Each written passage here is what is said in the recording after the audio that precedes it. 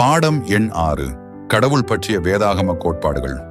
Doctrine of Biblical God presenting by Reverend D. David, Gamaliel Bible College, Mumbai, India. கடவுள் பற்றிய வேதாகம கோட்பாடுகள். இது வேதாகமத்தில் வெளிப்படுத்தப்பட்டுள்ள கடவுளின் தன்மை, குணாதிசயங்கள் மற்றும் செயல்களை புரிந்து கொள்வதற்கான அடிப்படையாகும். இது கிறிஸ்தவ விசுவாசத்தின் மைய பகுதியாகும். ஏனெனில் கடவுளை பற்றிய சரியான புரிதல் ஒருவருடைய விசுவாசம் மற்றும் அவருடைய விசுவாச வாழ்க்கைக்கு அஸ்திவாரமாக அமைகிறது. வேதாகம இறையியல் அல்லது பிப்ளிக்கல் தியாலஜி என்றால் என்ன? இறையியல் அல்லது தியாலஜி என்பது 2 கிரேக்க சொற்களான தியோஸ் என்றால் கடவுள் மற்றும் லோகாஸ் என்றால் ஆய்வு என்ற வார்த்தைகளிலிருந்து உருவானது. இதன் பொருள் கடவுளை பற்றிய ஆய்வு அல்லது கடவுளை பற்றி படிப்பது ஆகும். கடவுள் பற்றிய வேதாகம கோட்பாட்டின் தேவை என்ன? கடவுளை பற்றிய சரியான அறிவு இல்லாதது பல ஆபத்துகளுக்கு வழிவகுக்கும். உருவ வழிபாடு. உண்மையான கடவுளின் தன்மையை புரிந்து கொள்ளாத போது மனிதர்கள் தங்கள் கற்பனைக்கு எட்டிய ஒரு உருவத்தையோ அல்லது ஒரு பொருளையோ கடவுளாக வழிபடத் தொடங்குகின்றனர். இது வேதாகமத்தின் முதல் மற்றும் 2வது கட்டளைகளுக்கு முற்றிலும் எதிரானது. பாவம். கடவுளின் பரிசுத்தம், நீதி மற்றும் கட்டளைகளை பற்றிய அறியாமை அல்லது தவறான புரிதல் ஒருவரை பாவ வாழ்க்கைக்கு இட்டுச் செல்லும். கடவுளின் நியாய தீர்ப்பை பற்றிய பயமில்லாதது பாவத்தை சாதாரணமாக கருதும் மனப்பான்மையை உருவாக்கும். நித்திய மரணம். இயேசு கிறிஸ்துவை அறியாதவர்களும் அவரை இரட்சகராக ஏற்றுக்கொள்ளாதவர்களும் நித்திய மரணத்திற்கு ஆளாவார்கள். கடவுளை பற்றிய சரியான அறிவு இயேசு கிறிஸ்துவுக்குள் வெளிப்படுத்தப்பட்டுள்ள இரட்சிப்பின் பாதையை அறிய வழிவகுக்கிறது. உலக மதங்கள். உலகில் எண்ணற்ற மதங்கள் உள்ளன. ஒவ்வொன்றும் கடவுள் அல்லது தெய்வீகத்தை பற்றிய தனித்துவமான பார்வைகளை கொண்டுள்ளன. உலகில் பெரும்பாலான மக்கள் ஒரு சர்வ வல்லமை படைத்தவர் அல்லது ஒரு தெய்வீக தன்மை இருப்பதாக நம்புகிறார்கள். நாத்திகம் அல்லது ஏத்திசம் என்பது கடவுள் இல்லை என்ற கோட்பாடு. அஞ்ஞானவாதம் அல்லது அக்னாஸ்டிசிசம் என்பது கடவுளை நம்புவதற்கு போதுமான ஆதாரம் இல்லை அல்லது ஆதாரங்களை ஏற்க விரும்பவில்லை.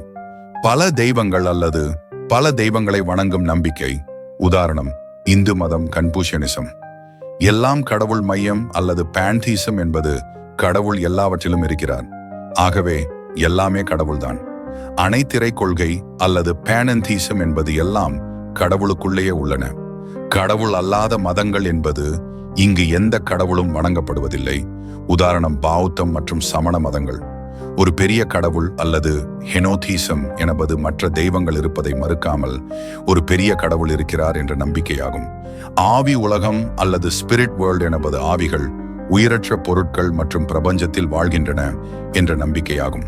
திருமூர்த்தி என்பது தனித்தனியான 3 கடவுள்களை குறிப்பிடுகிறது. உதாரணம், இந்து மதம்.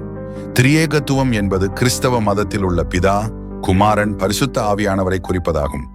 இருமை நிலைகள் அல்லது டியூவலிசம் என்பது உலகில் எல்லாமே 2ஆக இருக்கும் நிலையை குறிக்கிறது. உதாரணமாக, நன்மை மற்றும் தீமை, ஒளி மற்றும் இருள், கடவுள் மற்றும் சாத்தான். பார்சி மதம் இருமை கொள்கை உடையது.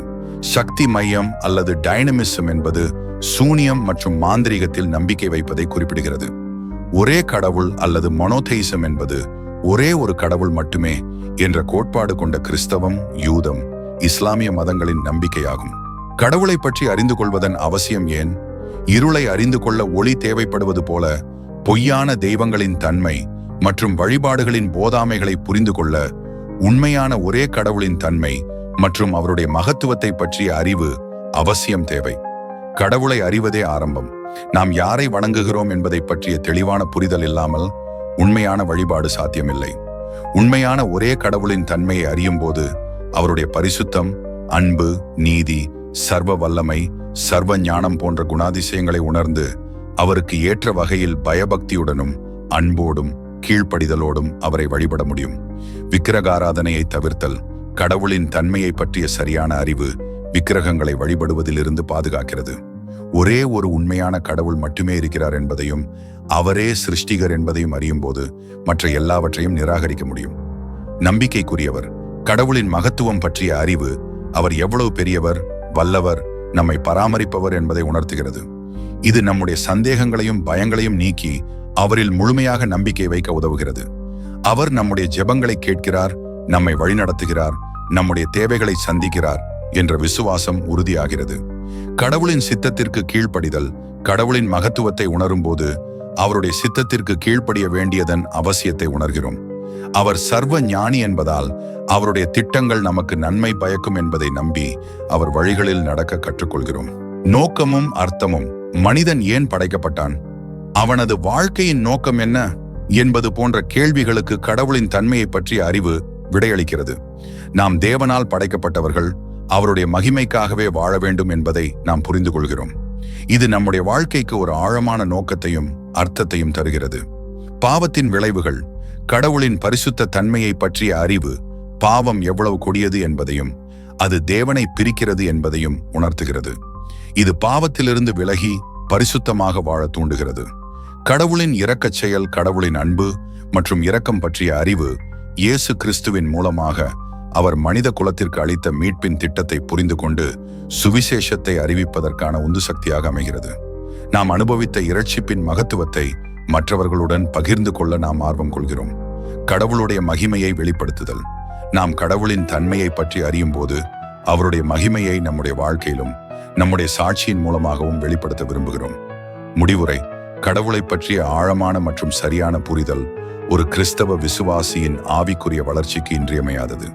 கடவுளின் தன்மை மற்றும் அவருடைய மகத்துவத்தை பற்றிய அறிவு என்பது ஒரு கிறிஸ்தவ விசுவாசிக்கு ஆழ்ந்த விசுவாசம், உண்மையான வழிபாடு, அர்த்தமுள்ள வாழ்க்கை மற்றும் தேவனுடைய மகிமைக்கான பணி ஆகியவற்றுக்கு அடிப்படையாக அமைகிறது.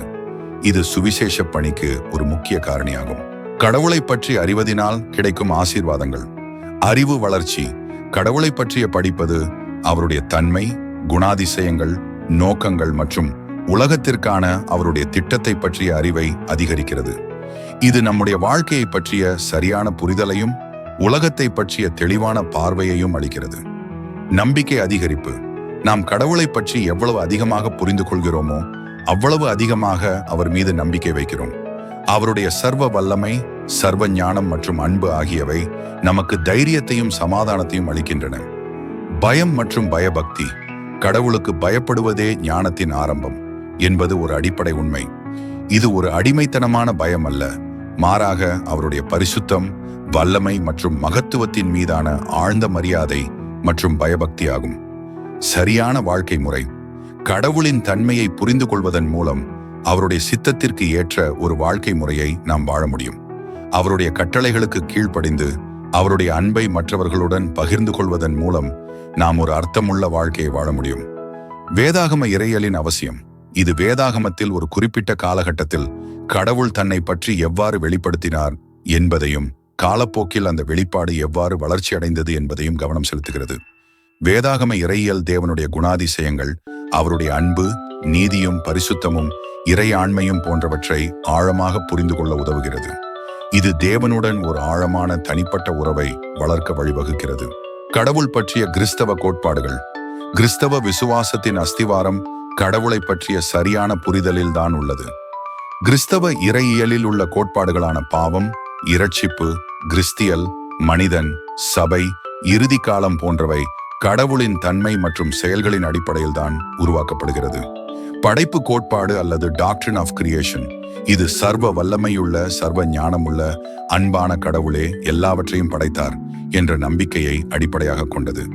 கடவுள் இல்லை என்றால் படைப்பு என்ற கேள்விக்கே இடமில்லை. பாவ கோட்பாடு அல்லது டாக்ட்ரின் ஆஃப் சின். மனிதன் கடவுளின் பரிசுத்த தன்மைக்கு எதிராக பாவம் செய்தான், அவருடைய கட்டளைகளை மீறினான் என்ற புரிதல் கடவுளின் பரிசுத்த தன்மை மற்றும் நீதியை பற்றிய அறிவில் இருந்து வருகிறது. கடவுள் பரிசுத்தர் இல்லை என்றால் பாவம் என்பது அவ்வளவு பெரிய பிரச்சனையாக இருக்காது. கிறிஸ்துவின் கோட்பாடு அல்லது டாக்ட்ரின் ஆஃப் கிறிஸ்டாலஜி. இயேசு கிறிஸ்து யார், அவர் ஏன் வந்தார் என்பதை புரிந்து கொள்ள நாம் கடவுளின் அன்பு, நீதி மற்றும் மீட்பின் திட்டம் ஆகியவற்றை புரிந்து இயேசு தேவகுமாரன் என்பதையும் அவருடைய மரணம் மற்றும் உயிர்த்தெழுதல் பாவத்திலிருந்து மீட்பை வழங்குகிறது என்பதையும் கடவுளை பற்றிய புரிதல் தான் சொல்கிறது. இரட்சிப்பு கோட்பாடு அல்லது டாக்ட்ரின் ஆஃப் சோட்டீரியாலஜி. நாம் ஏன் இரட்சிக்கப்பட வேண்டும், எப்படி இரட்சிக்கப்படுகிறோம் என்பதை கடவுளின் கிருபை, அன்பு மற்றும் நீதியை பற்றிய அறிவுதான் விளக்குகிறது. ஆகவே கடவுளை பற்றிய தவறான புரிதல் இந்த எல்லா கோட்பாடுகளையும் தவறாக புரிந்து கொள்ள வழிவகுக்கும். கடவுளை பற்றி மனிதன் புரிந்து கொள்ள முடியுமா? ஆம், நிச்சயமாக கடவுளை பற்றி மனிதன் புரிந்து கொள்ள முடியும். ஆனால் இந்த புரிதல் என்பது வழக்கமான பள்ளி பாடங்களை படிப்பது போன்றது அல்ல. இது ஒரு ஆழமான மற்றும் தொடர்ச்சியான தேடலையும் புரிதலையும் உள்ளடக்கியது. வேதாகமத்தின் மூலம் கடவுளை புரிதல். வேதாகமம் கடவுளின் வெளிப்படுத்தப்பட்ட வார்த்தை. கடவுள் தன்னை பற்றியும் தன் தன்மை, குணாதிசயங்கள், நோக்கங்கள் மற்றும் மனித குலத்திற்கான தனது மீட்பின் திட்டம் பற்றியும் இப்புத்தகத்தின் மூலம் வெளிப்படுத்தியுள்ளார். வேதாகமத்தை படித்து தியானிப்பதன் மூலம் மனிதன் கடவுளை பற்றி மிக ஆழமாக புரிந்து கொள்ள முடியும். இது கடவுளை அறிவதற்கான முதன்மையான மற்றும் மிக நம்பகமான ஆதாரம் என்பதில் மாற்று கருத்து இல்லை. படைப்பின் மூலம் கடவுளை புரிதல். கடவுளின் வல்லமை, ஞானம் மற்றும் படைப்பு திறன் அவர் உருவாக்கிய இயற்கையில் தெளிவாக தெரிகிறது. வானங்கள் அவருடைய மகிமையை அறிவிக்கின்றன.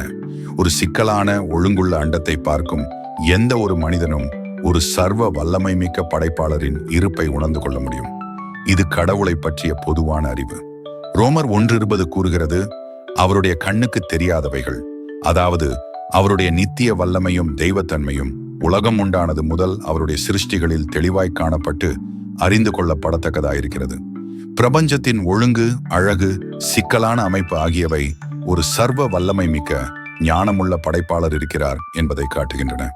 இயற்கை உலகத்தை படிப்பதன் மூலம் கடவுளின் ஞானம் மற்றும் வல்லமையை புரிந்து கொள்ள முடியும். இயேசு கிறிஸ்துவின் மூலம் கடவுளை புரிதல். இயேசு கிறிஸ்துவே கடவுளின் மிக முழுமையான மற்றும் தெளிவான வெளிப்பாடு.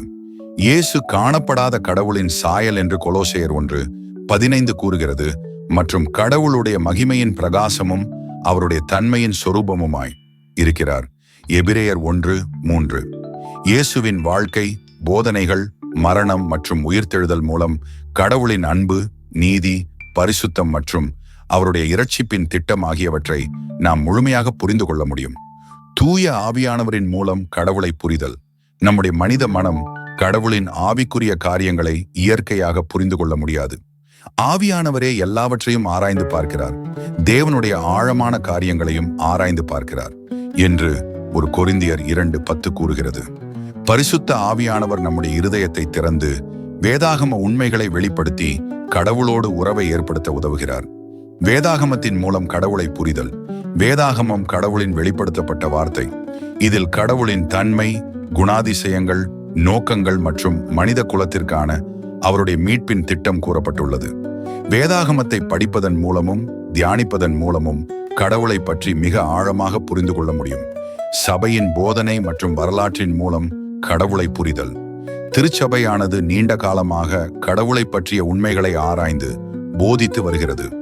இறையியல், திருச்சபை வரலாறு மற்றும் கிறிஸ்தவ போதனைகளை படிப்பதன் மூலம் கடவுளை பற்றிய புரிதலை அதிகமாக அறிந்து கொள்ள முடியும். கடவுளை அறிதல். கடவுளை அறிதல் என்பது பல அம்சங்களை கொண்டது மற்றும் ஒரு தொடர்ச்சியான பயணம். கடவுள் தம்மை பல வழிகளில் வெளிப்படுத்துகிறார். இதை நாம் புரிந்து கொள்வதன் மூலம் அறிய முடியும். அறிவுசார் அறிதல் அல்லது இன்டெலெக்சுவல் நாலேஜ். கடவுளை பற்றிய கோட்பாடுகள், அவருடைய குணாதிசயங்கள் மற்றும் அவருடைய செயல்கள் பற்றிய தகவல்களை வேதாகமத்தின் மூலம் தெரிந்து கொள்வது. இது ஒரு அஸ்திவாரம். தனிப்பட்ட உறவு அல்லது பர்சனல் ரிலேஷன்ஷிப். இயேசு கிறிஸ்து மீது விசுவாசம் வைத்து அவரோடு ஒரு தனிப்பட்ட உறவை வளர்த்துக் கொள்வதன் மூலம் நாம் கடவுளை அறிய முடியும். ஜெபம், கீழ்ப்படிதல் மற்றும் அவருடைய சித்தத்தை செய்தல் மூலம் இந்த உறவு ஆழமடைகிறது. அனுபவபூர்வமான அறிதல் அல்லது எக்ஸ்பீரியன்ஷியல் நாலேஜ். சவாலான சூழ்நிலைகளில் கடவுள் நமக்கு எவ்வாறு துணையாக இருக்கிறார், நம்முடைய ஜெபங்களுக்கு எவ்வாறு பதிலளிக்கிறார் என்பதை நாம் அனுபவிக்கும் போது அவருடைய உண்மைத்தன்மையை உணர்கிறோம். நாம் கடவுளை முழுமையாக அறிந்து கொள்ள முடியுமா? இல்லை, இல்லவே இல்லை. ஏனெனில் ஒரு வரையறுக்கப்பட்ட மனிதனாகிய நாம் ஒரு எல்லையற்ற கடவுளை முழுமையாக அறிய முடியாது. கடவுளின் புரிதல் அளவிட முடியாதது. அவரது மகத்துவம் ஆராயப்படாதது. நம்முடைய எண்ணங்கள், செயல்கள், கடந்த காலம், நிகழ்காலம், எதிர்காலம் என எல்லாவற்றையும் அவர் அறிந்திருக்கிறார் என்பதை மனிதனால் முழுமையாக உள்வாங்க முடியாது. இந்த அறிவு நமக்கு கற்பனைக்கும் அப்பாற்பட்டது. நாம் அவரை அறிய முடியும் என்றாலும் அது முழுமையான சர்வஞானமான அறிதலாக இருக்காது. கடவுளை ஏன் முழுமையாக அறிய முடியாது? வேதாகமத்தின்படியும் இறையியல் பார்வையின்படியும் கடவுளை நாம் ஒருபோதும் முழுமையாக அறிந்து கொள்ள முடியாது. இதற்கான மிக முக்கியமான காரணங்கள். முதலாவது, கடவுளின் எல்லையற்ற தன்மையும் மனிதனின் வரையறுக்கப்பட்ட தன்மையும். கடவுள் எல்லையற்றவர், வரம்பற்றவர். அவர் காலத்திற்கும் இடத்திற்கும் அப்பாற்பட்டவர். ஆனால் மனிதர்கள் வரையறுக்கப்பட்டவர்கள். நாம் காலத்தில் வாழ்கிறோம், இடத்தில் கட்டுப்பட்டவர்கள். நம்முடைய அறிவாற்றல் திறன், புரிந்து கொள்ளும் சக்தி, அனுபவிக்கும் திறன்கள் யாவும் வரம்புகளுக்கு உட்பட்டவை. ஆகவே வரையறுக்கப்பட்ட மனிதனால் எல்லையற்ற கடவுளை முழுமையாக புரிந்து கொள்ள முடியாது. இரண்டாவது, நம் மொழிகளின் குறைபாடு. கடவுளை பற்றிய நம்முடைய புரிதல்களை வெளிப்படுத்த மொழியை பயன்படுத்துகிறோம். ஆனால் மனித மொழி மனித அனுபவங்கள் மற்றும் சிந்தனைகளின் அடிப்படையில் உருவானது. மொழியின் இந்த வரையறைகள் கடவுளின் முழுமையான தன்மையை அறிய முடியாது என்பதையே குறிக்கின்றன. ஆனால் நாம் அவரை அறியவே முடியாது என்பதல்ல. கடவுள் தன்னை பற்றி வெளிப்படுத்தியதை நாம் அறிய முடியும். அவர் நமக்கு தேவையான எல்லாவற்றையும் வெளிப்படுத்தி இருக்கிறார். உபாகமம் 29:29. நாம் அவரை ஆழமாக அனுபவிக்க முடியும். அவருடைய சித்தத்தை புரிந்து கொள்ள முடியும். அவரோடு ஒரு தனிப்பட்ட உறவை வைத்திருக்க முடியும். நம்முடைய புரிதல் ஆழமற்றதாக இருந்தாலும் அது உண்மையானது. கடவுளின் மகத்துவம், அறிவு மற்றும் ஞானம் நமக்கு அளவிட முடியாததாக இருந்தாலும் நாம் அவரை அறிந்து கொள்ள முடியும். மரணத்திற்கு பின் நித்திய ஜீவனில் நாம் அவரை இன்னும் முழுமையாக அறிய முடியும் என்று 1 கொரிந்தியர் 13:11 கூறுகிறது.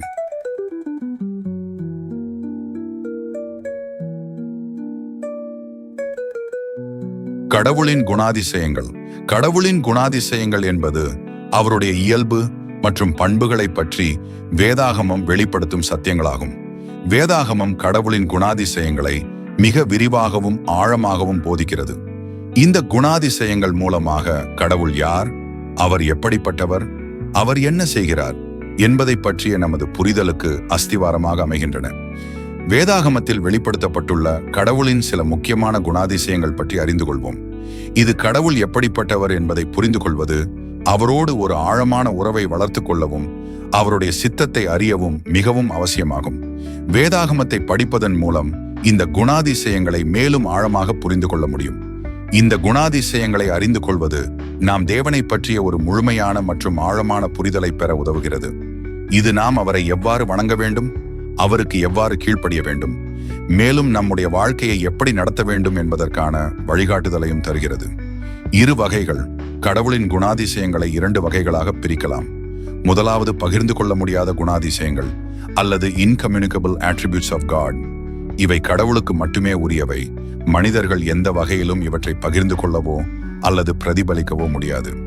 2வது பகிர்ந்து கொள்ளக்கூடிய குணாதிசயங்கள் அல்லது கம்யூனிகபிள் அட்ரிபியூட்ஸ்.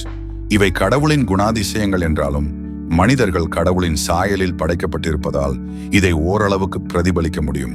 ஆனாலும் கடவுளைப் போல் பூரணமாக அல்ல. கடவுளின் குணாதிசயங்கள் நித்தியமானவர் அல்லது எட்டர்னாலிட்டி. கடவுளுக்கு ஆரம்பமும் இல்லை, முடிவும் இல்லை. அவர் படைக்கப்படவில்லை, ஆனால் எப்பொழுதும் இருந்தார், இருக்கிறார், இருப்பார். மாறாதவர் அல்லது இம்யூட்டபிலிட்டி. கடவுள் தன்னுடைய தன்மையில், நோக்கங்களில், வாக்குறுதிகளில், குணாதிசயங்களில் மாறாதவர். அவர் தன்னுடைய விருப்பத்தையோ அறிவையோ மாற்றிக்கொள்வதில்லை. சர்வ வல்லமையுள்ளவர் அல்லது ஆம்னிபொட்டன்ஸ். கடவுளால் எதையும் செய்ய முடியும். அவருடைய வல்லமைக்கு எல்லை இல்லை. அவர் எந்த சக்தியாலும் கட்டுப்படுத்தப்படுவதில்லை. ஆனால் அவர் தன்னுடைய தன்மைக்கு முரணான காரியங்களை செய்ய மாட்டார். சர்வ ஞானமுள்ளவர் அல்லது ஆம்னிஷியன்ஸ். கடவுள் கடந்த காலம், நிகழ்காலம், எதிர்காலம் என எல்லாவற்றையும் முழுமையாக அறிந்தவர். நம்முடைய எண்ணங்கள், நோக்கங்கள், வார்த்தைகள், செயல்கள் என அனைத்தையும் அவர் அறிந்திருக்கிறார். சர்வ வியாபியானவர் அல்லது ஆம்னி பிரசன்ஸ். கடவுள் ஒரே நேரத்தில் எல்லா இடங்களிலும் இருக்கிறார். அவருக்கு எந்த இடமும் எல்லைகள் இல்லை. அவர் நம்முடன் எப்பொழுதும் இருக்கிறார். சுய இருப்புள்ளவர் அல்லது தற்சார்புள்ளவர். கடவுள் தன்னுடைய இருப்புக்கோ, மகிழ்ச்சிக்கோ அல்லது எந்த ஒரு காரியத்திற்கோ வெளியிலிருந்து எதன் மீதும் சார்ந்திருக்க வேண்டிய அவசியமில்லை. அவர் முழுமையானவர், பரிபூரணமானவர். அவரே எல்லாவற்றிற்கும் மூலக்காரணராக இருக்கிறார். கடவுளின் ஞானம் அல்லது விஸ்டம் ஆஃப் காட். ஞானத்தின் ஊற்றே கடவுள்தான். கடவுளின் ஞானத்தை நம்மால் புரிந்து கொள்ள முடியாது. ஆனால் அவருடைய ஞானத்தில் ஒரு பகுதியை நமக்கு தருகிறார். சுய திருப்தி அல்லது செல்ஃப் சஃபிஷியன்ட்.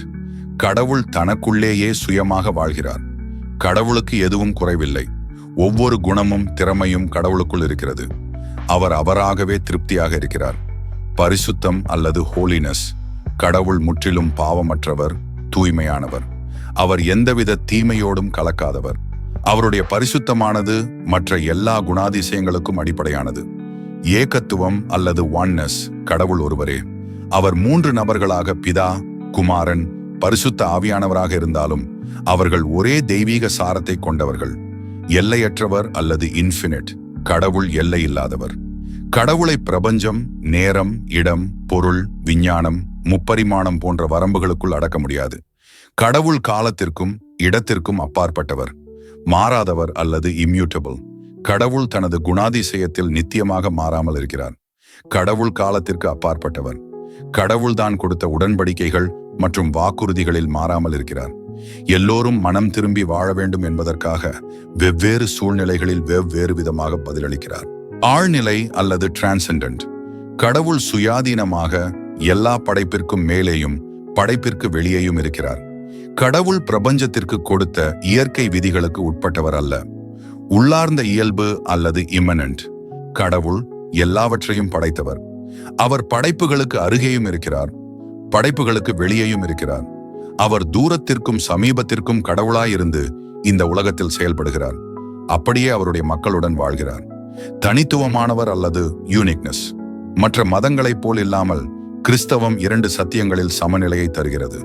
கடவுள் மிக அருகில் இருக்கிறார், அதே நேரத்தில் தூரத்திலும் இருக்கிறார். கடவுள் கம்பீரமானவர், ஆனால் எளிதில் அணுகக்கூடியவர். அவர் பயங்கரமானவர், அதே நேரத்தில் அன்புள்ளவர். ஒற்றுமை அல்லது யூனிட்டி. கடவுள் எண்ணிக்கையின்படி ஒருவர், ஆனால் மூவராய் இருக்கிறார். அப்படியே தனித்துவமானவர் ஒரே கடவுள் 3 நபர்களாக பிதா, குமாரன், பரிசுத்த ஆவியானவராக இருக்கிறார். ஆனால் ஒரே சாராம்சத்தில் அல்லது ஒன் எசன்ஸில் ஐக்கியமாயிருக்கிறார். நீதியுள்ளவர். கடவுள் நீதியுள்ளவர். அவர் எப்போதும் நியாயமாகவே செயல்படுகிறார்.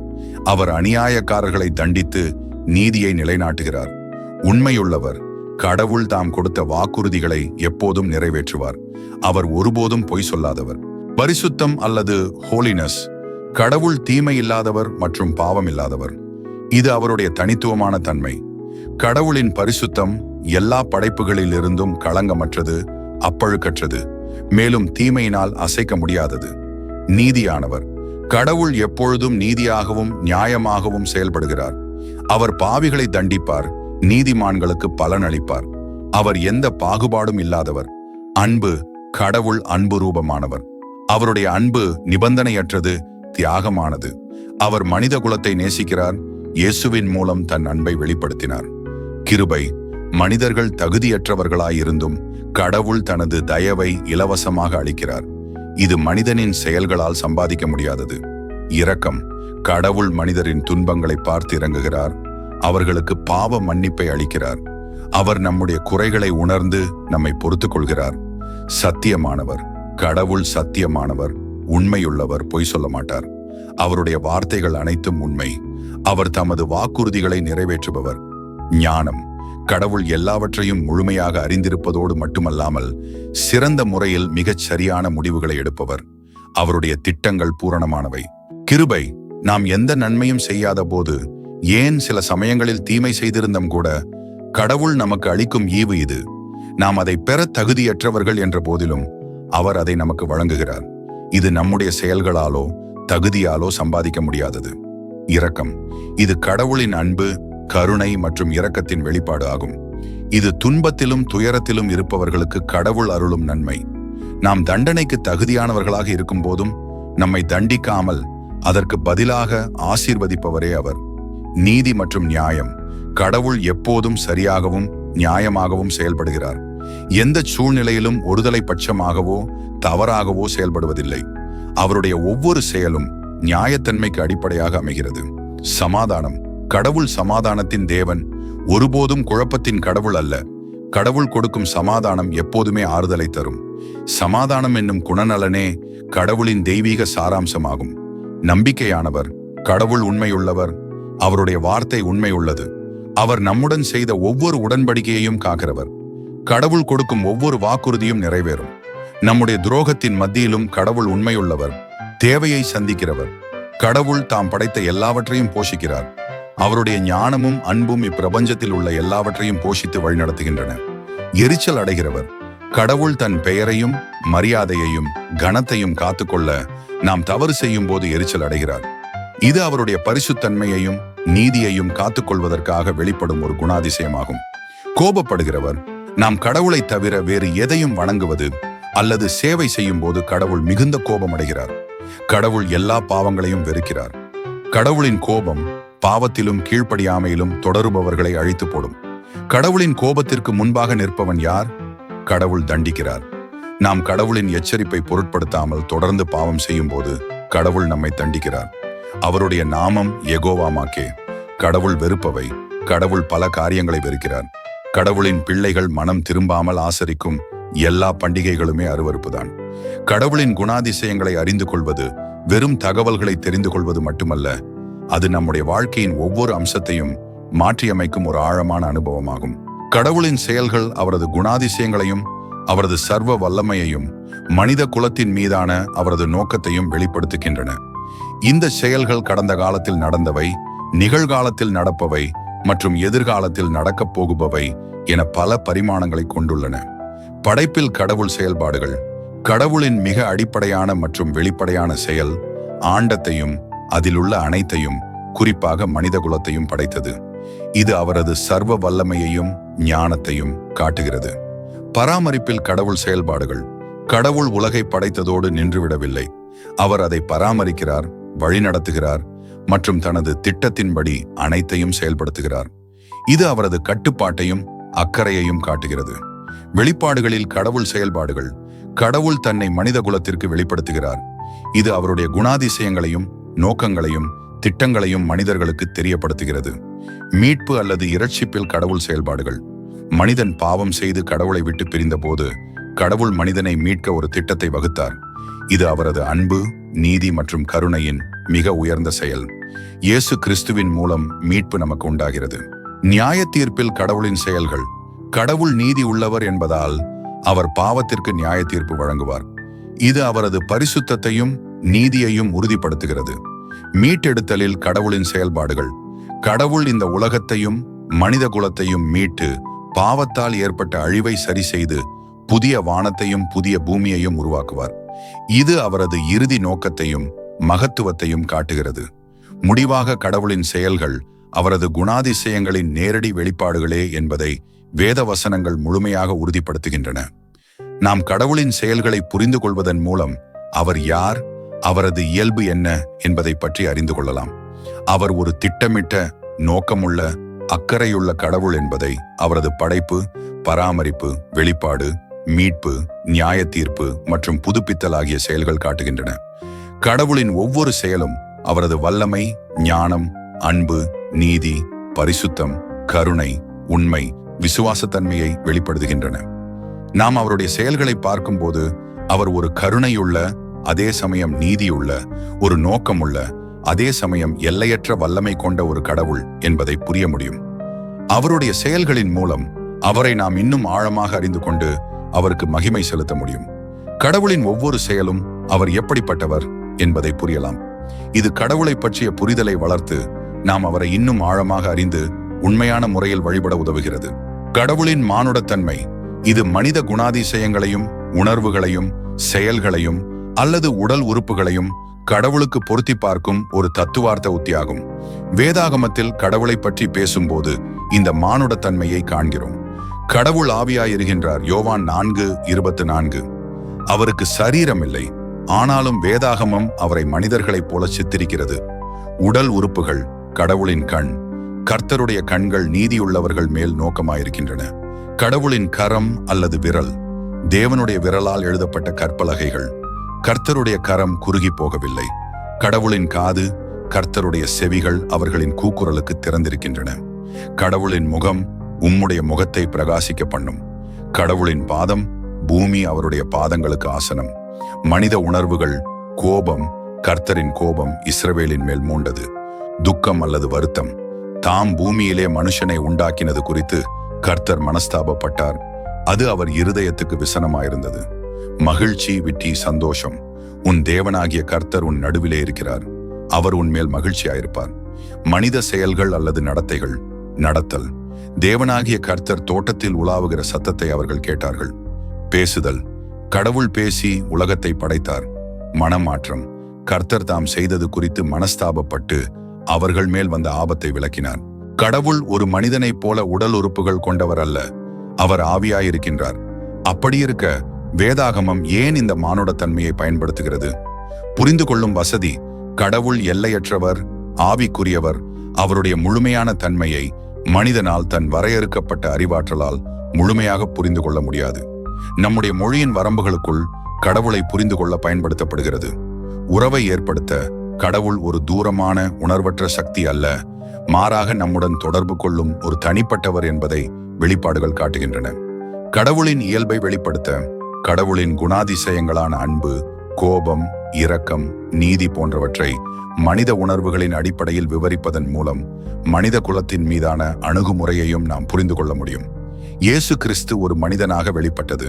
இயேசுவின் மாம்சரூபமான வருகை மனிதர்களாகிய நாம் கடவுளை பார்க்கவும் கேட்கவும் தொட்டுணரவும் கூடிய வகையில் அவரை அணுக முடிந்தது என்பதை நிரூபிக்கிறது. முடிவாக மானுடத்தன்மை என்பது கடவுளின் மகத்துவத்தையும் அவருடைய முழுமையான ஆவிக்குரிய தன்மையையும் குறைத்து மதிப்பிடுவதற்கான ஒரு வழி அல்ல, மாறாக நம்முடைய வரையறுக்கப்பட்ட மனித மொழியில் அவரை புரிந்து கொள்ள உதவும் ஒரு பாலம். இதை தவிர வேறு எவ்வகையிலும் கடவுளை புரிந்து கொள்ள முடியாது. வேதாகமம் கடவுளின் மானுடத்தன்மை வெளிப்பாடுகளை கொடுக்கிறது, ஆனால் அது மனிதனைப் போல் கடவுள் வரம்புகளுக்குட்பட்டவர் என்று போதிப்பதில்லை. மாறாக அவர் சர்வ வல்லவர், சர்வஞானி, சர்வ வியாபி என்று தொடர்ந்து வலியுறுத்துகிறது. கடவுளின் படைப்பு. வேதாகம கோட்பாடுகள் கடவுளின் படைப்புச் செயலை பற்றிய புரிதலை அளிக்கின்றன. முதலாவது ஒன்றுமில்லாமையில் இருந்து படைக்கப்படுதல் அல்லது கிரியேஷன் எக்ஸ் நிஹிலோ. இந்த கோட்பாடு கடவுள் பிரபஞ்சத்தை ஒன்றுமில்லாமையில் இருந்து படைத்தார்.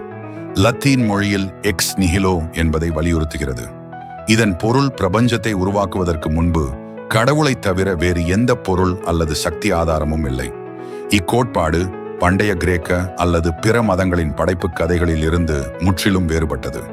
அந்த கதைகள் பெரும்பாலும் ஏற்கனவே இருந்த ஒரு முழு பொருளில், அதாவது ப்ரீ எக்ஸிஸ்டன்ட் மேட்டரிலிருந்து உலகத்தை படைத்ததாக கூறுகின்றன.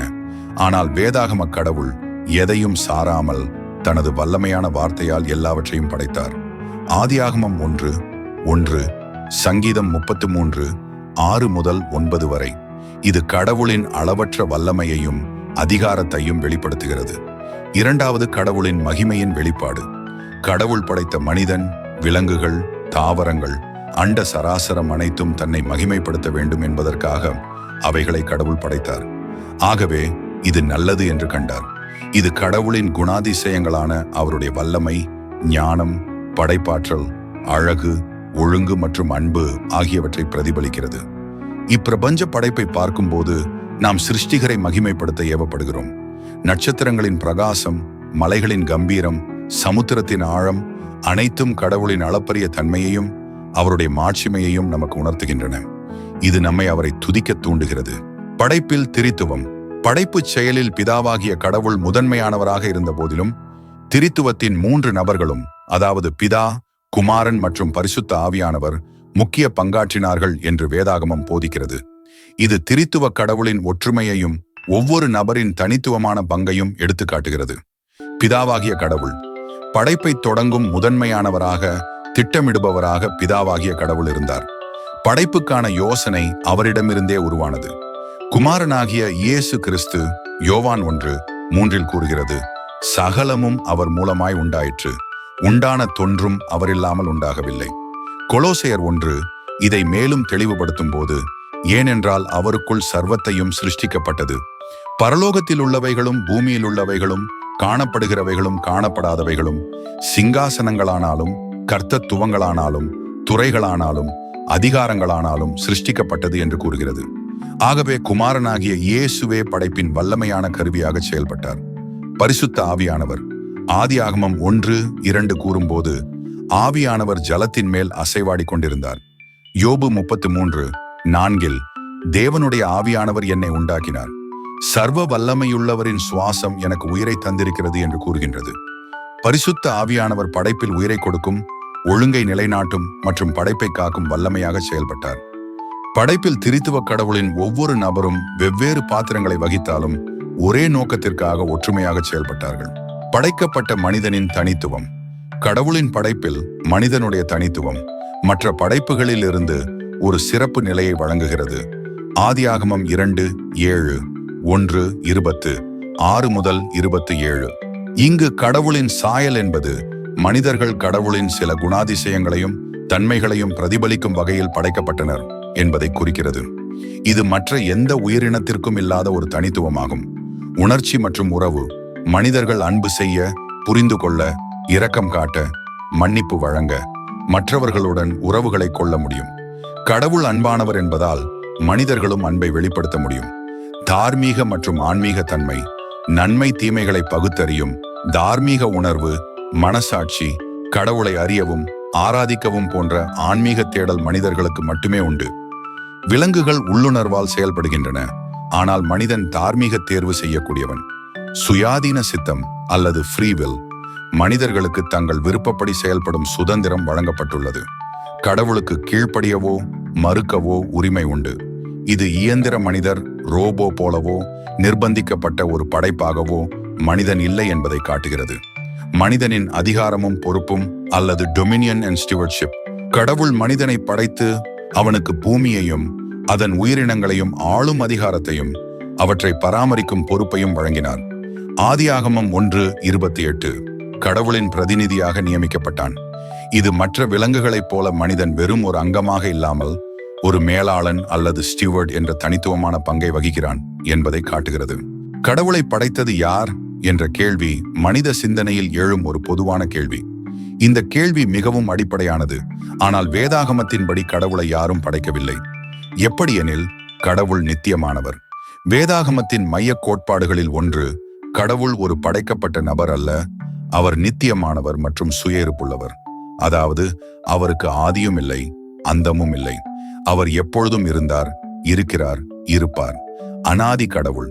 சங்கீதம் 90:2 கூறுகிறது, பருவங்கள் உண்டாகும் முன்னும் பூமியையும் சிருஷ்டிக்கும் முன்னும் நீரே அனாதியாய் என்றென்றைக்குமாய் தேவனாயிருக்கிறீர். இக்கூற்று கடவுள் காலத்திற்கு அப்பாற்பட்டவர் என்பதையும் அவர் படைக்கப்பட்டவர் அல்ல என்றும் கூறுகிறது. வெளிப்படுத்தல் 1:8 கடவுள், நான் அல்பாவும் ஓமெகாவும் ஆதியும் அந்தமுமாயிருக்கிறேன் என்று தன்னைத்தானே வெளிப்படுத்துகிறார். இது அவருடைய நித்தியமான இருப்பை வலியுறுத்துகிறது. சுயிருப்புள்ளவர். யோவான் 5:26 இயேசு கூறும்போது, பிதா எப்படி தம்மில் தாமே ஜீவனுடையவராயிருக்கிறாரோ அப்படியே குமாரனும் தம்மில் தாமே ஜீவனுடையவராயிருக்கும்படி அருள் செய்தார் என்று பிதாவை பற்றி பேசுகிறார்.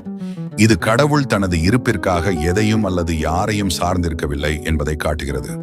அவர் தனது சொந்த பலத்தில் இருந்தவர். கட்டிடத்தை கட்டிய ஒருவன் அந்த கட்டிடத்தால் கட்டப்பட்டவன் அல்ல. அதே போல பிரபஞ்சத்தை படைத்த கடவுள் பிரபஞ்சத்தாலோ அல்லது வேறு யாராலுமோ படைக்கப்பட்டவர் அல்ல. கடவுள் காலத்திற்கு அப்பாற்பட்டவரா? நாம் அனைவரும் கடந்த காலம், நிகழ்காலம், எதிர்காலம் என்ற காலச்சக்கரத்திற்குள் வாழ்கிறோம். ஆனால் கடவுள் இந்த காலச்சக்கரத்திற்கு அப்பாற்பட்டவர். காலம் ஆரம்பமாவதற்கு முன்பே கடவுள் இருக்கிறார். ஆதியாகமம் 1:1 ஆதியிலே தேவன் வானத்தையும் பூமியையும் சிருஷ்டித்தார். இக்கூற்று படைப்புச் செயலின் தொடக்கத்தை குறிக்கிறது. படைப்பு தொடங்கியதுமே காலம், அதாவது டைம், பொருள் அல்லது மேட்டர் மற்றும் முப்பரிமாண இடம் அல்லது 3 dimensions உருவாயின. காலம் வானியல் நிகழ்வுகள் மூலம் நாம் அளவிடும் காலம் இப்பிரபஞ்ச படைப்புடன் தொடங்கியது. அதற்கு முன் காலத்தை பற்றிய மனித புரிதலுக்கு அப்பாற்பட்ட ஒரு என்றென்றைக்குமான நிலை இருந்தது. அங்கு கடவுள் மட்டுமே இருந்தார். பொருள். இப்பிரபஞ்சத்தின் சரீர பொருட்களும் ஆற்றலும் படைப்புடன் உருவாயின. முப்பரிமாணம். நீளம், அகலம், உயரம் போன்ற இடப்பரிமாணங்களும் படைப்புடன் இணைந்தவை. நவீன அறிவியல், குறிப்பாக பெருவெடிப்பு கோட்பாடு அல்லது பிக் பேங் தியரியானது இப்பிரபஞ்சத்திற்கு ஒரு தொடக்கம் இருந்தது என்பதை காட்டுகிறது. இந்த பெருவெடிப்பு நிகழ்வுக்கு முன்பு நமக்கு தெரிந்த காலம், பொருள் மற்றும் முப்பரிமாண இடம் ஆகியவை இருக்கவில்லை. அந்த ஒன்றுமில்லாமை அல்லாத ஒன்றுதான், அதாவது சம்திங் அதர் தேன் நத்திங்னஸ் என்று எப்போதோ இருந்திருக்க வேண்டும். அந்த ஒன்றுமில்லாமை அல்லாத ஒன்றுதான் கடவுளின் இருப்பாகும். கடவுள் காலம், வடிவம், பரிமாணம் படைத்தவர் என்பதால் அவர் அவற்றால் கட்டுப்படுத்தப்பட்டவர் அல்ல. அவர் தனது படைப்பின் விதிகளுக்கு அப்பாற்பட்டவர். கடவுள் இயற்கையின் விதிகளுக்கு அப்பாற்பட்டவரா? நாம் வாழும் பிரபஞ்சம் ஒரு குறிப்பிட்ட ஒழுங்குமுறை மற்றும் அமைப்பை கொண்டுள்ளது. இந்த ஒழுங்குமுறையை கட்டுப்படுத்தும் அடிப்படை விதிமுறைகளையே நாம் இயற்கையின் விதிகள் என்று அழைக்கிறோம். ஆனால் கடவுள்தான் உருவாக்கிய உலகத்தின் இயற்பியல், வேதியியல், உயிரியல் அல்லது வேறு எந்த விதிகளுக்கும் கட்டுப்பட்டவர் அல்ல. கடவுளே இயற்கையின் இந்த விதிகளை உருவாக்கியவர் என்பதால் அவர் அந்த விதிகளுக்கு கட்டுப்பட்டவர் அல்ல. அவர்தான் உருவாக்கிய விதிகளை மாற்றவோ, தற்காலிகமாக நிறுத்தி வைக்கவோ அல்லது அவற்றின் மூலம் செயல்படாமலோ இருக்க முடியும். கடவுள் எல்லையற்றவர், எங்கும் இருப்பவர், சர்வ வல்லவர் மற்றும் சர்வ ஞானி, படைக்கப்படாதவர், நித்தியமானவர், தானே இருப்பவர் போன்ற குணாதிசயங்கள் அவரை இயற்கையின் விதிகளால் வரையறுக்கப்பட்டவராகவோ இருக்க அனுமதிக்காது. கடவுள் இயற்கையின் விதிகளுக்கு அப்பாற்பட்டவர் என்பதால் தான் அற்புதங்கள் சாத்தியமாகின்றன. இயற்கையின் விதிகளின்படி கடல் தானாக பிளவுபடாது. இது கடவுளின் வல்லமைக்கு ஒரு சான்று. யாத்ராகமம் 14ஆம் அதிகாரம். ஈர்ப்பு விசை விதியின்படி ஒருவர் தண்ணீரில் நடக்க முடியாது. இது இயேசுவின் தெய்வீக தன்மையையும் இயற்கையின் மீதான அவருடைய அதிகாரத்தையும் காட்டுகிறது. மத்தேயு 14:25. இயற்கையின் விதிகளின்படி மரித்த ஒரு சரீரம் உயிர்த்தெழுவது சாத்தியமில்லை. ஆனால் இயேசு மரித்தோரை உயிர்ப்பித்தார். மேலும் அவரே மரித்து உயிர்த்தெழுந்தார். மத்தேயு 28ஆம் அதிகாரம். கடவுள் இயற்கையின் விதிகளுக்கு அப்பாற்பட்டவர் என்ற புரிதல் அவரை நாம் ஆராதிப்பதற்கும் தொழுது கொள்ளுவதற்கும் அவரில் நம்பிக்கை வைப்பதற்கும் ஒரு முக்கிய காரணமாக அமைகிறது. கடவுளை படைத்தது யார் என்ற கேள்வி எழுவது மிகவும் இயல்பானது. ஏனெனில் நம்முடைய மனித அனுபவம் மற்றும் உலகத்தை பற்றிய புரிதல் பெரும்பாலும் படைக்கப்பட்ட விஷயங்களை சார்ந்தே உள்ளது. முதலாவது காரணம் விளைவு தத்துவம். நாம் வாழும் உலகில் எல்லாவற்றிற்கும் ஒரு காரணம் உண்டு என்று காண்கிறோம். ஒரு மேசைக்கு தச்சன், ஒரு வீட்டிற்கு கட்டிடக் கலைஞர், ஒரு ஓவியத்திற்கு ஓவியர் என ஒவ்வொரு படைப்பிற்கும் ஒரு படைப்பாளர் இருக்கிறார். இந்த காரண விளைவு தத்துவம், அதாவது காஸ் அண்ட் எஃபெக்ட் பிரின்சிபல், நம்முடைய தினசரி வாழ்க்கையின் ஒரு அடிப்படை பகுதியாகும். இந்த பகுத்தறிவு கடவுளுக்கும் ஒரு காரணம் இருக்க வேண்டும் என கேள்வி கேட்கிறது. எல்லாவற்றுக்கும் ஒரு காரணம் உண்டு என்றால் அந்த காரணங்களின் சங்கிலி எங்கோ ஒரு இடத்தில் நின்றுவிட வேண்டும். அந்த முதல் காரணம் ஏதாலும் படைக்கப்படாமல் இருக்க வேண்டும். அந்த முதல் காரணமே வேதாகமம் போதிக்கும் படைக்கப்பட்டிராத நித்தியமான கடவுள். இரண்டாவது, கடவுளின் வரையறை பற்றிய குழப்பம் அல்லது மிஸ்கன்செப்ஷன் ஆஃப் காட்ஸ் நேச்சர். பல சமயங்களில் கடவுளை நாம் படைக்கப்பட்ட ஒரு பொருள் அல்லது ஒரு மனிதனை போன்ற ஒருவராக கற்பனை செய்கிறோம். அவர் அண்டத்தின் ஒரு பகுதி என்று கருதுவதால் அவர் படைக்கப்பட்டிருக்க வேண்டும் என்ற தவறான முடிவுக்கு வருகிறோம். ஆனால் வேதாகமத்தின் கடவுள் படைக்கப்பட்டவர் அல்ல, மாறாக படைக்கப்படாதவர், நித்தியமானவர் மற்றும் எல்லாவற்றையும் கடந்தவர். ஆகவேதான் அவர் கடவுள் என்று அழைக்கப்படுகிறார். கடவுளை படைத்தது யார் என்ற கேள்வி கடவுளின் தன்மையை பற்றிய தவறான புரிதலில் இருந்து எழுகிறது. அவர் படைக்கப்பட்ட ஒரு பொருள் அல்ல, மாறாக எல்லா படைப்புகளுக்கும் மூல காரணம். இப்புரிதலே கிறிஸ்தவ விசுவாசத்தின் ஒரு அடிப்படை தூணாகும். கடவுளின் இறையாண்மை. கடவுளின் இறையாண்மை என்பது கடவுள் எல்லாவற்றின் மீதும் முழுமையான அதிகாரம், கட்டுப்பாடு மற்றும் ஆட்சி அதிகாரத்தை கொண்டிருக்கிறார் என்பதாகும். இப்பிரபஞ்சத்தில் நடக்கும் எதுவுமே அவருடைய விருப்பத்தையும் கட்டுப்பாட்டையும் மீறி நடப்பதில்லை. பெரிய விண்மீன் மண்டலங்கள் முதல் மிகச்சிறிய அணுகள் வரை, மனிதர்களின் சிந்தனைகள் முதல் வரலாற்று நிகழ்வுகள் வரை அனைத்தையும் அவர் கட்டுப்படுத்துகிறார். வேதாகமத்தின் ஆரம்பம் முதல் இறுதி வரை கடவுளின் இறையாண்மை தெளிவாக போதிக்கப்படுகிறது. படைப்பில் கடவுளின் இறையாண்மை. கடவுள் எல்லாவற்றையும் ஒன்றுமில்லாமையிலிருந்து தனது வார்த்தையினால் படைத்தது அவருடைய முழு அதிகாரத்தை காட்டுகிறது. பராமரிப்பில் கடவுளின் இறையாண்மை. கடவுள் இப்பிரபஞ்சத்தை படைத்தது மட்டுமல்லாமல் அதை தொடர்ந்து பராமரித்து நிலைநிறுத்துகிறார். வெளிப்படுத்தல் 14:7, எபிரேயர் 1:3. மனித வரலாற்றில் கடவுளின் இறையாண்மை, உலகின் சாம்ராஜ்யங்கள், தலைவர்கள் மற்றும் வரலாற்று நிகழ்வுகள் அனைத்தும் கடவுளின் கட்டுப்பாட்டிற்குள் உள்ளன. தானியேல் 2:21. மனித விருப்பத்தின் மீதான கடவுளின் இறையாண்மை. மனிதர்கள் சுதந்திரமான சித்தம் கொண்டவர்கள், அதாவது ஃப்ரீவில் என்றாலும் அவர்களின் செயல்கள் கூட கடவுளின் இறையாண்மை நோக்கத்திற்கு உட்பட்டவையே. நீதிமொழிகள் 21:1. மீட்பில் கடவுளின் இறையாண்மை. மனிதனின் இரட்சிப்பு கடவுளின் இறையாண்மை விருப்பத்தினாலும் கிருபையினாலும் ஏற்படுகிறது. இவ்வாறு கடவுளின் இறையாண்மை நமக்கு ஆறுதலையும் நம்பிக்கையையும் கடவுளின் மேன்மையை பற்றிய ஆழமான புரிதலையும் தருகிறது. கடவுளின் ஆழ்தத்துவம் அல்லது பர்சன்ஹுட் ஆஃப் காட். கடவுளின் ஆழ்தத்துவம் என்பது கடவுள் ஒரு சர்வ வல்லமையுள்ள, சர்வ ஞானமுள்ள, சர்வ வியாபியான சக்தி மட்டுமல்ல, மாறாக ஒரு தனிப்பட்ட ஜீவன் என்பதை குறிக்கிறது. அவருக்கு புத்தி, உணர்வுகள், சித்தம் மற்றும் ஒரு உறவில் ஈடுபடும் தன்மை உண்டு. மனிதர்கள் ஆழ்தத்துவம் கொண்டவர்கள் என்பதால் நாம் கடவுளின் சாயலில் படைக்கப்பட்டிருக்கிறோம் என்று வேதாகமம் போதிக்கிறது. கடவுள் ஏன் ஆழ்தத்துவம் கொண்டவர்? வேதாகமம் கடவுளை ஒரு ஆழ்தத்துவம் கொண்டவராகவே வெளிப்படுத்துகிறது. இது நாம் அவருடன் உறவு கொள்ள வழிவகுக்கிறது. இது அவரது குணாதிசயங்கள் மற்றும் செயல்களில் தெளிவாக தெரிகிறது. கடவுள் சிந்திப்பவர் மற்றும் திட்டமிடுபவர். கடவுள் தனது படைப்பிற்காகவும் மனித குலத்திற்காகவும் ஒரு திட்டத்தை கொண்டிருக்கிறார். தேவனுடைய ஐசுவரியம், ஞானம், அறிவு என்பவைகள் எவ்வளவு ஆழமானவைகள்! அவர் எல்லாவற்றையும் அறிந்த சர்வஞானி, நம்முடைய மிக ஆழமான எண்ணங்களையும் அறிந்தவர். ஒரு அறிவார்ந்த ஜீவனுக்கு மட்டுமே இத்தகைய அறிவு இருக்க முடியும். கடவுள் உணர்ச்சிகள் கொண்டவர். அன்பு. தேவன் அன்பாகவே இருக்கிறார். இது அவரது அடிப்படை உணர்ச்சி. கோபம், பாவம் மற்றும் அநீதிக்கு எதிராக கடவுள் கோபப்படுகிறார். துக்கம் அல்லது வருத்தம், மனிதனின் பாவம் மற்றும் கீழ்ப்படியாத தன்மை குறித்து கடவுள் துக்கப்படுகிறார். சந்தோஷம், தனது மக்கள் மீதும் தனது சித்தத்தை செய்பவர்கள் மீதும் கடவுள் சந்தோஷப்படுகிறார். இத்தகைய உணர்வுகள் ஒரு ஆழ்தத்துவம் கொண்ட ஜீவனுக்கு மட்டுமே சாத்தியம். கடவுள் சித்தம் மற்றும் விருப்பம் கொண்டவர். கடவுளுக்கு ஒரு சித்தம் உள்ளது, அதை அவர் நிறைவேற்றுகிறார். அவர் தமது சித்தத்தின்படி செயல்படுகிறார் என்று எபேசியர் 1:11 கூறுகிறது. அவர் தீர்மானங்களை எடுக்கிறார், அவருடைய விருப்பப்படியே காரியங்கள் நடக்கிறது. இவ்வாறு ஒரு நிர்வகிக்கும் விருப்பம் ஆழ்தத்துவத்தின் அடையாளமாகும். கடவுளின் உறவு கொள்ளும் தன்மை. கடவுள் மனிதர்களுடன் வேதாகமத்தின் மூலம் பேசுகிறார். நாம் அவரிடம் ஜெபத்தின் மூலம் பேச முடியும். அவர் நம்முடைய ஜெபங்களை கேட்கிறார். அவர் மனிதர்களுடன் உடன்படிக்கைகளை செய்து உறவுகளை உருவாக்குகிறார். இயேசு கிறிஸ்து மூலமாக கடவுள் மனிதர்களுடன் தனிப்பட்ட உறவை ஏற்படுத்தி கொண்டார். இயேசு கிறிஸ்து மனிதனாக வெளிப்பட்ட கடவுள் ஆழ்தத்துவத்தின் பூரண வெளிப்பாடாக இருந்தார். கடவுள் மனித பாலின வரையறைகளுக்கு அப்பாற்பட்டவர் என்றாலும் அவர் ஒரு தனிப்பட்ட உணர்வு பூர்வமான சிந்திக்கும் மற்றும் உறவு கொள்ளும் ஒரு கடவுள். இதுவே அவருடைய ஆழ்தத்துவமாகும். முடிவாக கிறிஸ்தவ கோட்பாடுகளில் கடவுளின் ஆழ்தத்துவம் என்ற கருத்து திரித்துவ கோட்பாட்டுடன் நெருங்கிய தொடர்புடையது. ஒரே கடவுள் பிதா, குமாரன் மற்றும் பரிசுத்த ஆவியானவர் ஆகிய 3 ஆழ்தத்துவங்களில் வெளிப்படுகிறார்.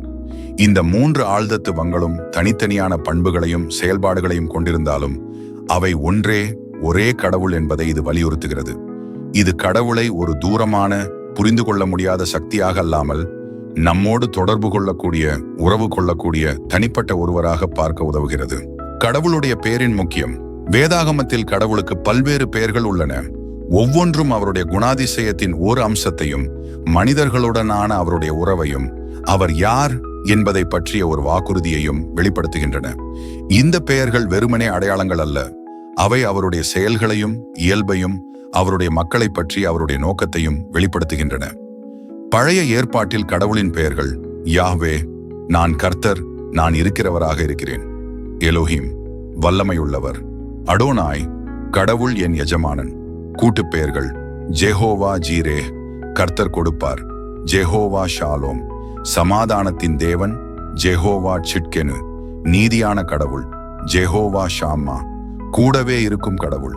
ஜெஹோவா ரா, மேய்ப்பராகிய கடவுள். ஜெஹோவா ராஃபா, குணப்படுத்தும் கடவுள். எல் ஷடாய், சர்வ வல்லமையுள்ள கடவுள். ஏல் ஒலாம், நித்திய கடவுள். புதிய ஏற்பாட்டில் கடவுளின் பெயர்கள் இயேசுவா, இயேசு இரட்சகர். கிறிஸ்தோஸ், அபிஷேகம் செய்யப்பட்டவர். கூரியஸ், ஆண்டவர் அல்லது எஜமானர். தேவன் அல்லது கடவுள். கடவுளானா பெண்ணா? வேதாகமத்தில் 170 முறை கடவுளை ஆண்பாலில் குறிப்பிட்டுள்ளது. அதேபோல் 26 முறை பெண்பாலில் குறிப்பிட்டுள்ளது. வேதாகமம் ஏன் கடவுளை அதிகமாக ஆண்பால் பெயர்களில் குறிப்பிடுகிறது? வேதாகமம் கடவுளை பற்றி பேசும்போது ஆண்பால் பெயர்களாலும் சர்வ பெயர்களான he, him, father, lord, king என்று குறிப்பிடுகிறது. இதற்கான காரணங்கள் என்னவெனில், வேதாகமம் எழுதப்பட்ட பண்டைய மத்திய கிழக்கு பகுதிகளில் ஆண்பால் தலைமைத்துவம் மற்றும் அதிகாரத்தை குறிக்கும் சொல்லாக இருந்தது. இதனால் கடவுளின் அதிகாரம், வலிமை, தலைமைத்துவத்தை பிரதிபலிக்க ஆண்பால் பெயர்கள் பொருத்தமானவையாக கருதப்பட்டன. பிதா அல்லது ஃபாதர் என்ற சொல் கடவுளின் சர்வபூரணமான அதிகாரம், படைப்பாளி மற்றும் பராமரிப்பாளர் என்ற பங்கை வலியுறுத்துகிறது. அவர் நமக்கு வாழ்வை கொடுக்கிறார், வழிநடத்துகிறார், பாதுகாக்கிறார். இத்தகைய தலைமைத்துவ பண்புகள் ஆண் பண்புகளாக கருதப்பட்டன. ஒப்புவமை அல்லது அனாலஜி. மனித மொழியில் கடவுளின் குணாதிசயங்களை விளக்க ஒப்புமைகளை பயன்படுத்த வேண்டியுள்ளது. கடவுள் ஆவியாய் இருப்பதினால் நமக்கு தெரிந்த மனித உறவுகள் மற்றும் பண்புகள் மூலம் அடையாளம் காண்கின்றோம். ஆண்பால் பெயர்கள் கடவுளின் சில முக்கிய குணாதிசயங்களை, உதாரணமாக தந்தையின் பாதுகாப்பு, பலம், தலைமை ஆகியவற்றை நமக்கு விளக்குவதற்கு உதவுகிறது. இயேசுவின் வெளிப்பாடு. இயேசு கடவுளை பிதா என்று தொடர்ந்து அழைத்தார். இயேசு தாமே ஒரு ஆணாக இந்த உலகிற்கு வந்தார். மேலும் பிதாவுடன் தனக்குள்ள உறவை ஒரு குமாரனின் உறவாக வெளிப்படுத்தினார். கடவுளுக்கு பெண்மை பண்புகள் உண்டா? வேதாகமம் கடவுளை அதிகமாக ஆண்பால் பெயர்களில் குறிப்பிட்டாலும் அவருடைய குணாதிசயங்களில் கடவுளின் தாய்மை தன்மையை பற்றிய பெண்மை பண்புகளையும் பல இடங்களில் காணலாம். ஒரு தாயின் அன்பு, பாதுகாப்பு மற்றும் பராமரிப்பு என்பது மனித உறவுகளில் உள்ள மிக வலிமையான மற்றும் நிபந்தனையற்ற அன்பின் வடிவங்களில் ஒன்றாகும். வேதாகமம் கடவுளின் இந்த தாய்மை குணத்தை பல்வேறு உருவகங்கள் மற்றும் விளக்கங்கள் மூலம் வெளிப்படுத்துகிறது. தாயின் அன்பு. ஸ்திரீயானவள் தன் கர்ப்பத்தின் பிள்ளையை மறப்பாளோ? அவன் மேல் இரக்கம் காட்டாதிருப்பாளோ? அவர்கள் மறந்தாலும் நான் உன்னை மறக்க மாட்டேன் என்றார். இது கடவுளின் தாயின் போன்ற அளவற்ற பராமரிக்கும் அன்பை வெளிப்படுத்துகிறது. பராமரிப்பு மற்றும் ஆறுதல். ஒரு தாய் தன் பிள்ளைக்கு ஆறுதல் கூறுவது போல நான் உனக்கு ஆறுதல் கூறுவேன் என்பது தாயின் பராமரிப்பை விளக்குகிறது. கோழியின் குஞ்சுகள். இயேசு எருசலேமை பார்த்து, ஒரு கோழி தன் குஞ்சுகளை தன் சிறகுகளின் கீழ் சேர்க்கிறது போல நான் எத்தனை தரம் உன் பிள்ளைகளை கூட்ட விரும்பினேன் என்று கூறுவது கடவுளின் தாய் போன்ற பாதுகாப்பு, பராமரிக்கும் குணத்தை குறிக்கிறது. பாதுகாப்பு மற்றும் வழிகாட்டுதல். கழுகானது தன் கூட்டை கலைத்து தன் குஞ்சுகளின் மேல் அசைவாடி தன் செட்டைகளை விரித்து அவைகளை எடுத்து தன் சிறகுகளின் மேல் சுமந்து கொண்டு போவது போல கர்த்தர் ஒருவரே அவனை நடத்தினார். இங்கு கடவுள் ஒரு தாய் கழுகை போல தன் குஞ்சுகளை பாதுகாப்பதை காண்கிறோம். பிரசவ வேதனை. நான் நெடுங்காலம் மௌனமாயிருந்தேன், நான் பேசாமல் பொறுமையாயிருந்தேன். இப்பொழுதோ நான் பிள்ளை பெறும் ஸ்திரீயை போல் கூக்குரலிடுவேன். நான் பெருமூச்செறிந்து இளைப்படைவேன் என்று கடவுள் கூறுவது அவருடைய ஆழ்ந்த உணர்ச்சியையும் தனது மக்களுக்காக அவர் அனுபவிக்கும் வேதனையையும் அவர்களுக்கு விடுதலை அளிக்க அவர் மேற்கொள்ளும் தீவிர முயற்சியையும் ஒரு குழந்தை பிறக்கும் போது ஒரு தாய் அனுபவிக்கும் வேதனையுடன் ஒப்பிடுகிறது. ஆறுதலின் ஆதாரம். ஒரு தாய் தன் பிள்ளைக்கு ஆறுதல் கூறுவது போல நான் உனக்கு ஆறுதல் கூறுவேன். எருசலேமிலே நீங்கள் ஆறுதல் அடைவீர்கள் என்று கூறும்போது கடவுள் ஒரு தாயைப் போல மென்மையாகவும் அன்பாகவும் அக்கறையோடும் ஆறுதல் அளிப்பதை காட்டுகிறது.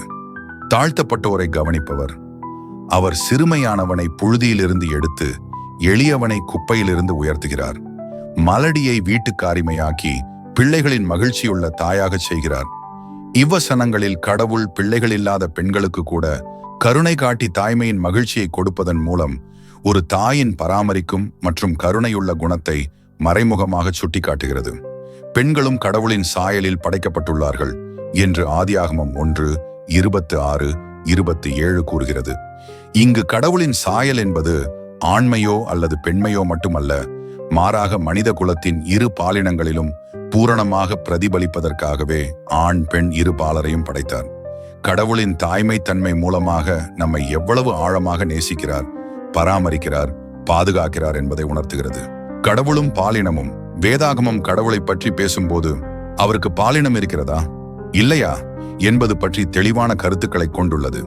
வேதாகம கோட்பாட்டின்படி கடவுளுக்கு மனிதர்களைப் போல ஒரு சரீர பாலினம் கொண்டவர் அல்ல. மேலும் 1 யோவான் 4:12 கூறும்போது தேவனை ஒருவனும் ஒரு காலம் கண்டதில்லை என்கிறது. இது கடவுளின் ஆவிக்குரிய தன்மையையும் மனிதரின் புலன்களுக்கு அப்பாற்பட்ட அவரது இருப்பையும் வலியுறுத்துகிறது. யோவான் 4:24 தேவன் ஆவியாயிருக்கிறார், அவரை தொழுது கொள்ளுகிறவர்கள் ஆவியோடும் உண்மையோடும் அவரை தொழுது கொள்ள வேண்டும் என்று கூறுகிறது. எந்த ஒரு ஆவிக்கும் உடல் உறுப்புகளோ இனப்பெருக்க உறுப்புகளோ மனித பாலின அடையாளங்களோ இருக்க முடியாது. ஏனெனில் பாலினம் என்பது படைக்கப்பட்ட உயிரினங்களின் இனப்பெருக்க நோக்கத்திற்காக கடவுளால் படைக்கப்பட்ட ஒரு சிறப்பு அம்சமாகும். மனிதர்களுக்கு கண்ணுக்கு தெரியும் வகையில் கடவுள் ஒரு சரீர பிரகாரமான தோற்றத்தில் எங்கும் தோன்றவில்லை என்று 1 யோவான் 4:12 கூறுகிறது.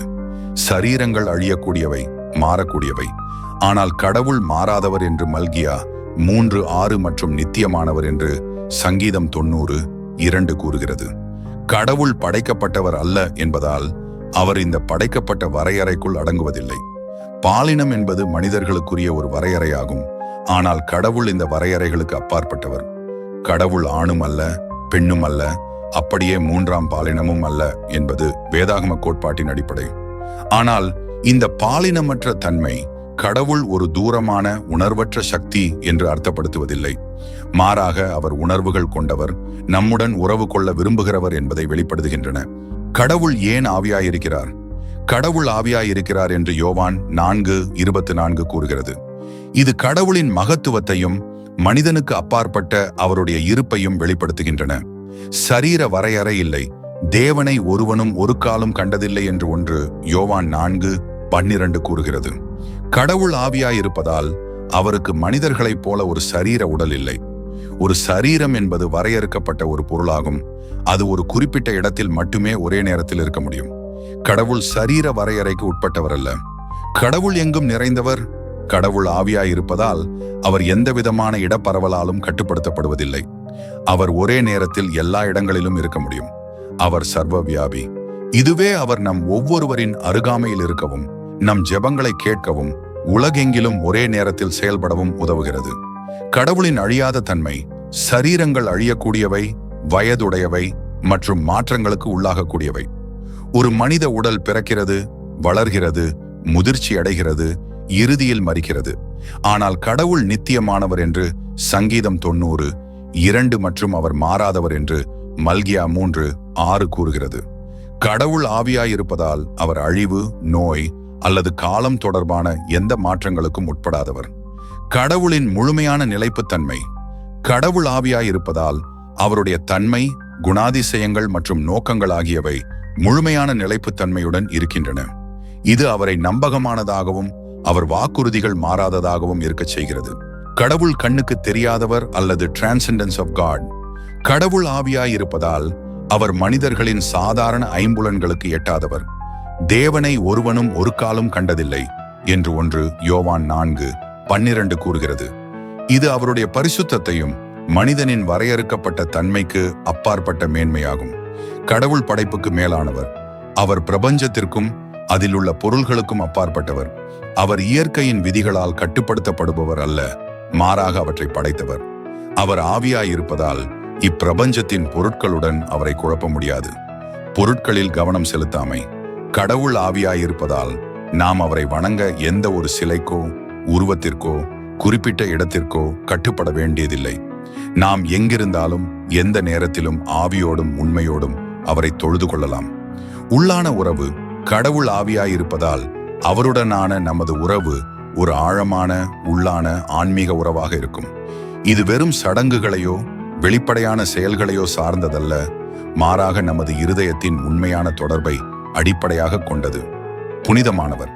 கண்ணால் காண முடியாத தன்மை கடவுளின் மேன்மையையும் பரிசுத்தத்தையும், நம்முடைய புரிதலுக்கு அப்பாற்பட்ட தெய்வீக தன்மையை எடுத்துக்காட்டுகிறது. பயபக்தி. கடவுள் கண்ணுக்கு புலப்படாதவர் என்பதால் நாம் அவருக்கு மிகுந்த பயபக்தியையும் மரியாதையையும் கொடுக்கிறோம். ஆகவே கடவுள் ஆவியாயிருப்பது என்பது அவர் யார் என்பதையும், நம்முடன் அவர் எப்படி தொடர்பு கொள்கிறார் என்பதையும் புரிந்து கொள்ள உதவுகிறது. கடவுளை பற்றிய புரிதலின் சாராம்சம். இறையியல் என்பது அடிப்படையில் கடவுளை பற்றி பேசுவது அல்லது கடவுள் தம்மை பற்றி வெளிப்படுத்தியதை விவரிப்பது ஆகும். இது வெறுமனே ஒரு படிப்பு மட்டுமல்ல, அது கடவுளை பற்றிய ஆழமான புரிதலுக்கான ஒரு வழியாகும். இறையியல் கடவுளின் குணாதிசயங்களை ஆராய்ந்து கடவுள் காலத்திற்கும் இடத்திற்கும் பொருளுக்கும் அப்பாற்பட்டவர் என்பதை புரிந்து கொள்ள உதவுகிறது. ஆவிக்குரிய வளர்ச்சிக்கு அத்தியாவசியமானது. கடவுளின் இயற்கை நிலை, சாராம்சம், பண்புகள், திரியேகத்துவம் மற்றும் செயல்பாடுகள் பற்றிய புரிதல், நம்முடைய உலக பார்வை, பாவம் பற்றிய புரிதல், நம்முடைய வாழ்க்கை மற்றும் கடமைகள் ஆகியவற்றை வடிவமைக்க உதவுகிறது. இது ஆவிக்குரிய வளர்ச்சிக்கு அத்தியாவசியமானது. ஏனெனில் நாம் யாரை நம்புகிறோம் என்பதை அறிவது நம்முடைய விசுவாசத்தின் அடித்தளத்தை பலப்படுத்துகிறது.